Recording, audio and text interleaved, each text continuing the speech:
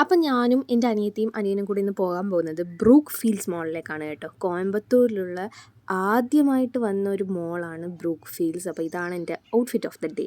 കുറച്ച് കറങ്ങി നടന്നതിന് ശേഷം നമ്മൾ നേരെ ചെന്നത് മാക്സിലേക്കാണ്. മാക്സിൽ ചെന്നപ്പോൾ 50% ഓഫൊക്കെ.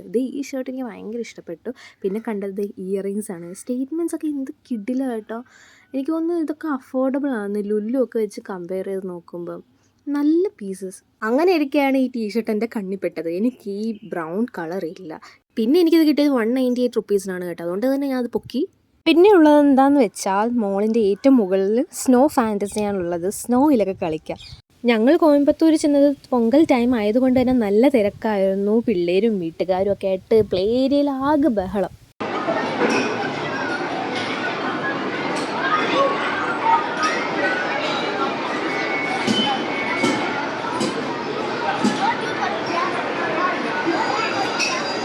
പിന്നെ ഒരു കാര്യം എനിക്ക് ഭയങ്കര ഇഷ്ടപ്പെട്ട എന്താണെന്ന് വെച്ചാൽ നമ്മുടെ കേരളത്തിൽ വെച്ച് കമ്പയർ ചെയ്ത് നോക്കുമ്പോൾ ഈ മോളിൽ കുറേ പ്ലേ ഏരിയാസ് ഉണ്ടായിരുന്നു. പല ഫ്ലോറിലും പ്ലേ ഏരിയാസ് ഉണ്ട്.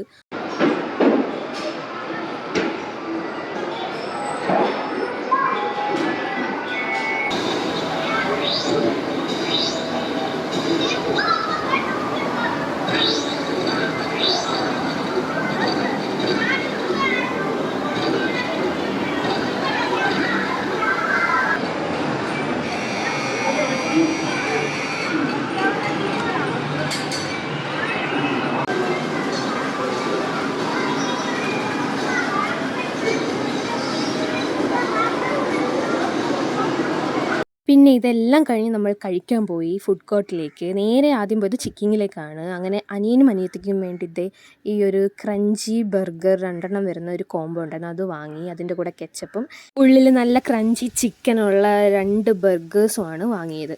പക്ഷേ എനിക്ക് വേണ്ടത് ഒരു കംപ്ലീറ്റ് മീലായിരുന്നു. അതുകൊണ്ട് തന്നെ ഞാൻ മക്ഡിയിൽ പോയിട്ട് സുപ്രീം ചിക്കൻ ബർഗറും കോക്കും ഫ്രഞ്ച് ഫ്രൈസും വരുന്ന ഒരു 199 റുപ്പീസിന് വരുന്ന ഒരു കോംബോ ആണ് വാങ്ങിയത്.